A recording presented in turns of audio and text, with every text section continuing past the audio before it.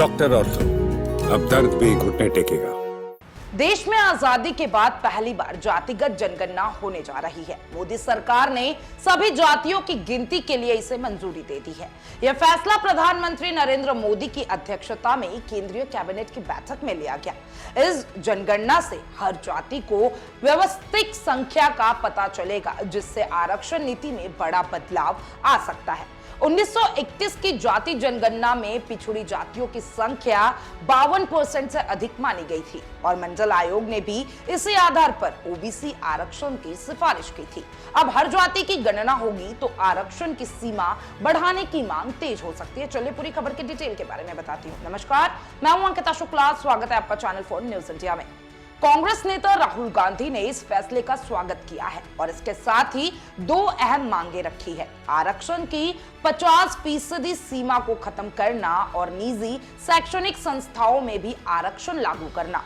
उनका कहना है कि सामाजिक न्याय केवल सरकारी नौकरियां या संस्थानों तक सीमित नहीं होना चाहिए, बल्कि निजी क्षेत्र में भी समान अवसर सुनिश्चित किया जाना चाहिए। इसके लिए उन्होंने संविधान के अनुच्छेद 15(5) का हवाला दिया है, जो निजी स्कूल कॉलेज में आरक्षण की अनुमति देता है।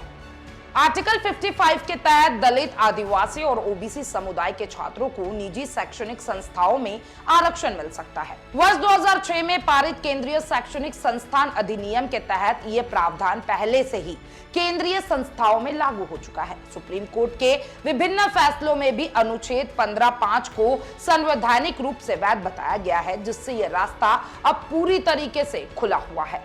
वर्तमान में भारत में अनुसूचित जातियों को 15%, अनुसूचित जनजातियों को 7.5%, अन्य पिछड़े वर्ग को 27% और आर्थिक रूप से कमजोर सामान्य वर्ग को 10% आरक्षण प्राप्त है।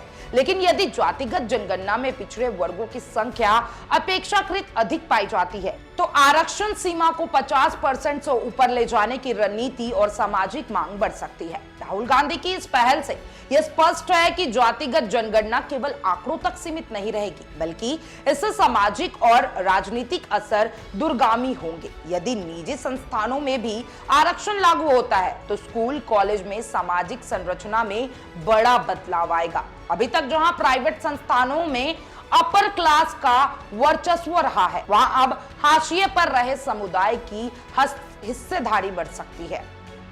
इस प्रकार जातिगत जनगणना और उसके बाद उठी मांग भारत की आरक्षण नीति और शैक्षणिक ढांचे को एक नए मोड़ पर ले जा सकती है। क्या आप इस मुद्दे पर राजनीतिक प्रतिक्रिया देना चाहते हैं तो मुझे कमेंट बॉक्स में जरूर बताइएगा। और देखिए, राजनीतिक प्रतिक्रिया एक साइड रख दीजिए, अपनी राय जरूर दीजिएगा कि अब ये जो जातिगत जनगणना होने वाली है 84 साल बाद, आप क्या सोचते हैं उसके बारे में मुझे कमेंट बॉक्स में जरूर बताइएगा। और तमाम ऐसे अपडेट्स के लिए चैनल 4 न्यूज इंडिया के साथ बने रहें। डॉक्टर ऑर्थो, अब दर्द भी घुटने टेकेगा।